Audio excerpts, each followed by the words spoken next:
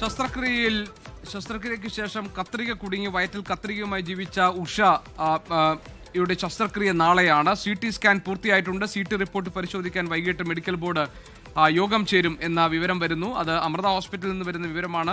വിഷ്ണു സുരേഷ് ഉണ്ട് വിവരങ്ങളുമായി. വിഷ്ണു, ഉഷയുടെ ശസ്ത്രക്രിയ നാളെ തന്നെ നടത്താനാണോ തീരുമാനം? CT സ്കാനൊക്കെ പൂർത്തിയായി എന്ന വിവരങ്ങൾ വരുന്നു. എന്താണ് മറ്റ് വിശദാംശങ്ങൾ?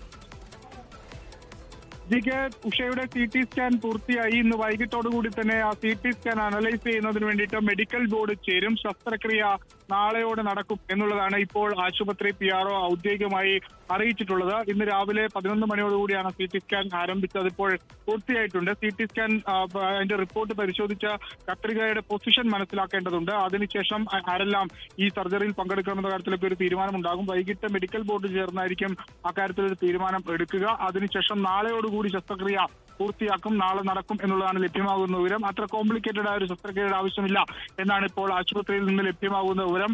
വളരെ മറ്റ് ആശങ്കപ്പെടേണ്ട സാഹചര്യങ്ങളുമില്ല. ഉഷ പൂർണ്ണ ആരോഗ്യവതിയാണ്.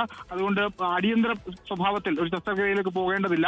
നാളെ കൃത്യമായി ഇന്ന് ഇതിന്റെ പൊസിഷനൊക്കെ മനസ്സിലാക്കി ഈ സ്കാനിംഗ് റിപ്പോർട്ട് പരിശോധിച്ച് നാളെയോടുകൂടി ശസ്ത്രക്രിയ നടത്തിയാൽ മതി എന്ന തീരുമാനത്തിലേക്കാണ് ഇപ്പോൾ അമൃത ആശുപത്രി അധികൃതർ എത്തിയിരിക്കുന്നത്. അല്പസമയം മുമ്പാണ് CT സ്കാൻ പൂർത്തിയായത്. വൈകിട്ട് മെഡിക്കൽ ബോർഡ് ചേരും.